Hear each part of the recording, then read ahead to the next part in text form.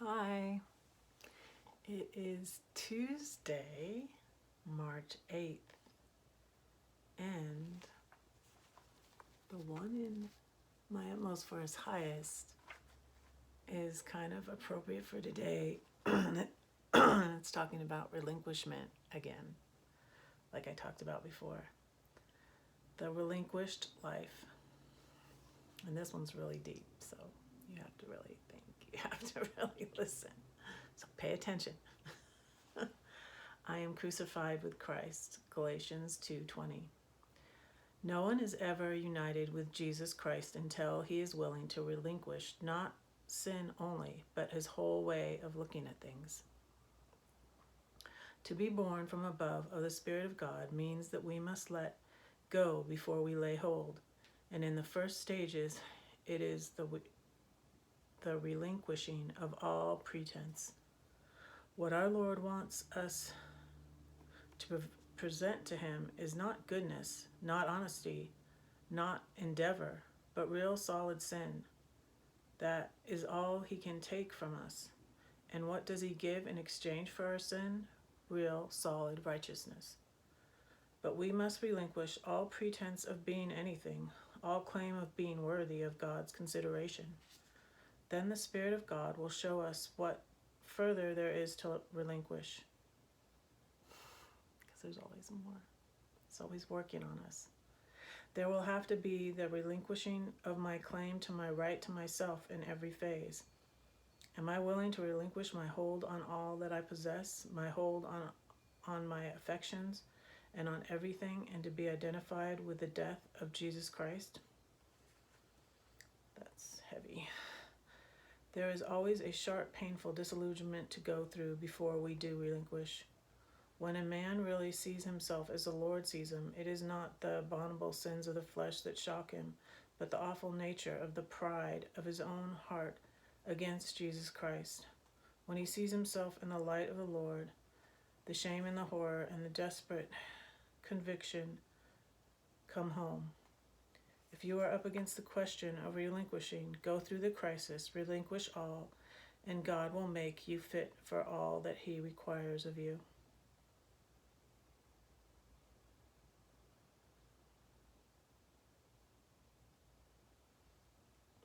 That's deep. That's really deep.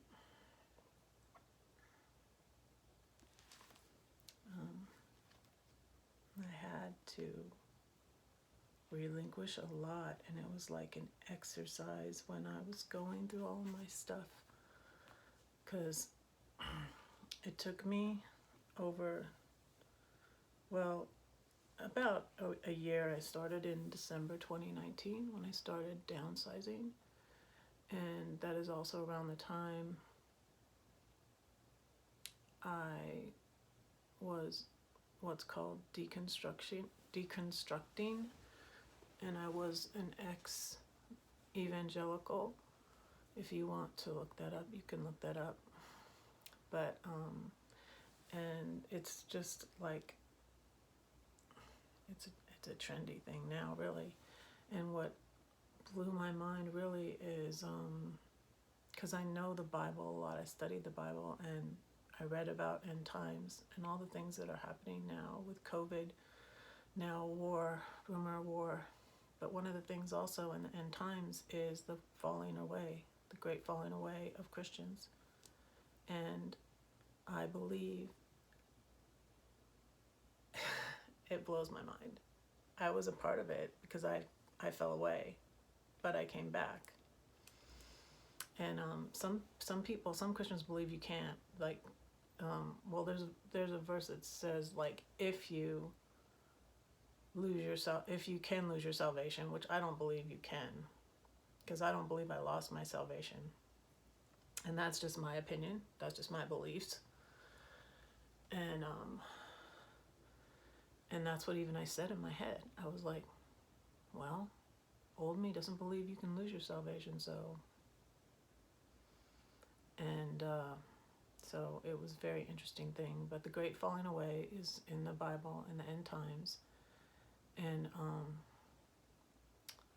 So in 2019 is when I downsized, and I was selling little things, I was selling big things, I was selling furniture, I was donating stuff to the Goodwill, I was giving stuff away as gifts. And it got down to when I sold my house in August. I listed my house in June, and I sold my house in August. And it was down to the things that I didn't know if my children wanted or not. I tried to text my oldest daughter, but she wasn't talking to me at that time, and say, do you want this Cabbage Patch doll? And my brother had given it to her, my brother Paul, who had passed away in 2002, and who worked for the lady that owns the Rams, and it actually, he got it from her. It was a gift she didn't give or something. And looking back on it, I don't know that he was supposed to take it. Shh. They're both, Georgia Frontieri's gone and Paul's gone, so I don't know. But I don't know that he was supposed to take the things. He gave us lots of things, and I don't really know if he was supposed to have taken them.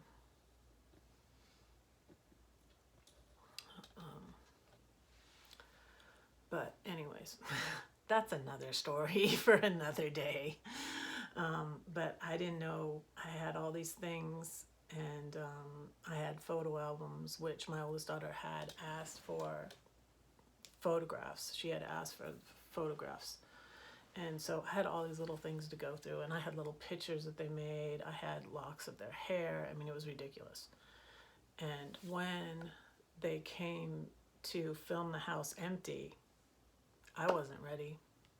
I was very thankful for the other realtor that the buyer's realtor. I didn't meet the buyer. It was an investor in Israel. I didn't even meet him, but the buyer's realtor helped me, and I had to real quick rent. I had already rented a storage because I realized there was too much stuff to leave for my daughter. I was going to leave for my oldest daughter, because at first my thought was to leave it on her doorstep, and I'm like, no, this is too much stuff, and I need to sort through it carefully and really go, she might want this, I don't know. And I had to relinquish it. The stuff I put in storage for her, I was like, okay, I don't care what happens to this, but they might want it, they might not. I knew she was in contact with her sisters, and I wasn't in contact with them either. And so, and my oldest son lived, I said, what happened was I sorted through all the stuff, and I did it in a hotel room, which was like not even probably a mile from my ex's house and a mile from my daughter's house. I got a hotel room for like 3 weeks. It took me 3 weeks to go through all these papers. I had some tax papers, I think, from 1995 that I had to destroy. I didn't know. I thought I left all my ex saves everything. We didn't need tax papers from 20 years ago. I mean, these were from before my middle daughter was born. I was like, I didn't even know I had these. Like, ridiculous. But paper, I took pictures of everything, and then I had boxes of photographs that I kept. I had videotapes that I sent into iMemories that to make digital. I relinquished so much stuff. I sent my yearbooks back to my high school. That was interesting too, because I was like, what do I do with these? These are so heavy. I don't want these. I had 4 of them from, I left my ex's. My ex just had from his senior year. So we had 2 of the same one. 81, I was a freshman and he was a senior. So he just got one from when he was a senior, but I got 81, 82, 83, and 84. And I'm like, I do not want these. In 9th grade, they called me Mermaid. And some of them were like, Mermaid. That was my nickname back then. But, so relinquishment, yeah, that's what I'm talking about. And I'm just learning to relinquish more. And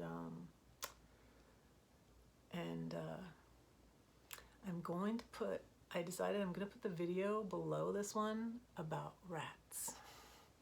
Because what if it's like rats? No, what am I talking about? Okay. the video I did at Thanksgiving 2020, which is when I was at my son's, because I was finally able to downsize all my stuff and fit it all into my car. When I came up here, all the stuff I wanted to keep fit into my car. I had sent, and I wrote my daughter a note when I got up here. When I got up here, and sent her the key to the storage, and said, here. She didn't even have very many days. She didn't have very many days to get it out, and I was just like, I might end up having to be paying on this, and Gladys was like, what if she doesn't get it? And I was like, I don't care, whatever. What if she might not get it?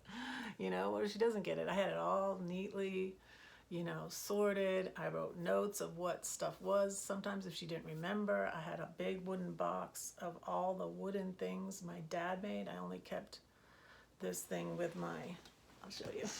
My video's getting long. I only kept this. My dad made my kids lots of things out of wood. My name is not Susan.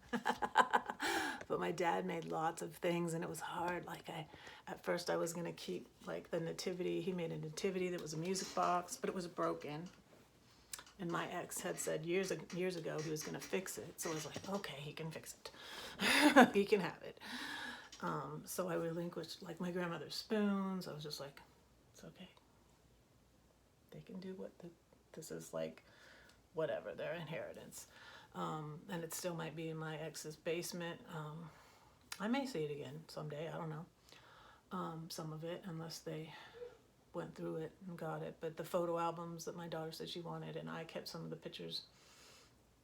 I totally took apart my wedding album, saved some of the pictures out of it, threw some of them away. Some of them didn't peel off the thing right.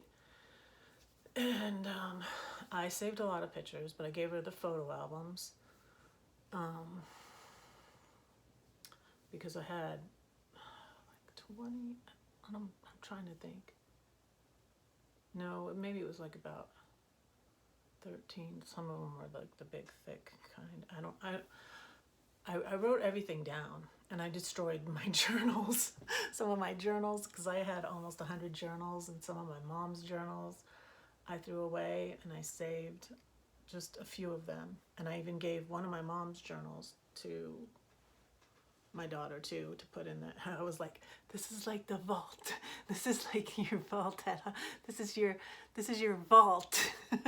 Go to vault number, at Gringotts. This is like Gringotts vault. This is where your treasure is. And she had a few days, because I got up here the end of December, and it was so weird. But I feel like serendipitous, the timing, it was God, I feel like, too. My father was 92 and not doing well. And he passed away the day before I left Georgia, when I was just thinking about everything, thinking about all my kids with the little pictures they made me, and I love you, mommy, and little pictures of me and my daughters that they made when they were little, and mommy and me, and I kept every little picture they made me, or thing they made me at school, or I had a whole bucket full of their awards, because my kids are so gifted. They had awards, they had soccer awards, they had, my girls we'd done 5Ks together, and they had won in their age group, those awards. Honors awards, they were all honor graduates, and I had their little tassels, and I had all that stuff. So a big box was just their awards, all of them. So I organized it all. I spent 3 weeks paying for a hotel when and I was like, this is fine. I kept saying, when I would start to think about it, that they should be helping me, and I was like, no, this is better to be alone. I could see that we would have this agreement, no, keep this, or I want this, and they might say they want something that I do want to keep. I kept my grandmother's candy dish. One of the things I kept this old candy dish, you know, and then they might say to throw away something that I don't think should throw away, and maybe one of the other kids would want. And like I didn't know. I just did the best I could, and I wrote her a note and said, you know, you could take this to Dad's, and if you get it by October 1st, I wanted to pay for another month on it. So I paid for like about a month on it. It might not even really been a full month. I don't know. It might have been a few weeks. And I said, you know, I sent her the key and the note, and just was very matter of fact. This stuff is here. Why don't you take it to Dad's and go through it, you know, at your leisure, and see what you want to keep and what you don't want to keep. I just, you know, wasn't sure. I think I had taken the, because I don't think he didn't really want it. Like when we were at Alice in Wonderland, the year that the Johnny Depp one came out, and Lydia was Alice and her friend was the White Queen and I was the Red Queen, and her dad was the Mad Hatter, and he made this cool hat. I had that because it was in my library. So I left that there. I had a picture of Teddy Roosevelt, which I really loved, and I, you know, so many stuff I wanted to keep. I wanted to keep my big lion, but I sold that. I got about, I think, $40 for it. He was cool. I was like, I'm gonna sit him up in my RV. I'm like, no, this is not practical. I can't keep the lion. But anyways, that's relinquishing it. And the video about the rats is what the rats really got me going faster on because it was a difficult job and a long job and a tedious job, downsizing. And when the rats infested my house, it really got me going. And something that also got me going was I had a friend I helped move, and I think that was in 2018 probably. And I had one friend, a younger friend that had young kids. I helped her move, and realized she was a bit of a hoarder. And I'm like, this is insane.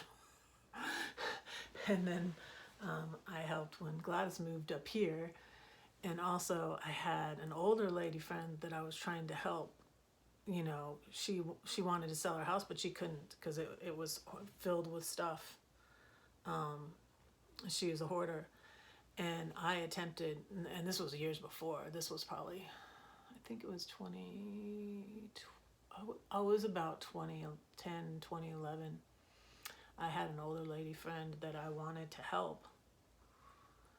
And I tried to help her, but, you know, I could not because it is so, it's like a disease. It's an addiction. And I attempted to try to help her. So those things helped me with it too. But then the rats, I was like, I'm clearing all this out so they could. And the exterminators helped a little bit, but I eventually had to fire them because first I told them that that the rats had babies behind the dishwasher. We heard them, and they wouldn't pull the dishwasher out. They plugged up the holes, and then they said they found out they came in on the roof, and so we cut a branch. And we cut a branch so they couldn't get onto the roof. That just blew my mind. They were getting in on the roof. And but then they had babies and they were all trapped in the house. And I had to empty the rat traps myself. It was disgusting. Oh my goodness. But it really got me going. It got me throwing stuff out, clearing stuff out. Because I had a lot of stuff in my den, and there was a closet, and the boxes were stacked up in the closet. I didn't have room for all of my books, really. You know, I had about 2,000 books. I say this, I had about 2,000 books in the big house, and I had a library, a whole room that was a library, and the den in the smaller house was the library, but I didn't have all the bookshelves. I left 2 of them there, and then I had about 1,500 though, still 1,500 books. And some of them were not on the shelf. Some of them were still in boxes in the closet, and the boxes were stacked. And on the top, when I cleared out that, there were because when they said they were getting in on the roof, and I was just like, okay, let's cut the branch off. But I wasn't sure. I was like, really? But then when I cleaned out that closet, I found in the fireplace, they were getting in by the fireplace and came down into that closet, and there were rat droppings on the top of those boxes. So the first thing I did was clear out that whole room. So anyways, things that happen. And a friend told me, it's the universe saying it's time to move on. So I will also link below my latest blog post. A lady always knows when it's time to leave. And I'm probably going to post, because I didn't post it yet, but I have it, the story of the party and my sister-in-law, because that's a nice story. So anyways, now I went 21 minutes. Oh my goodness. Love you all. Bye.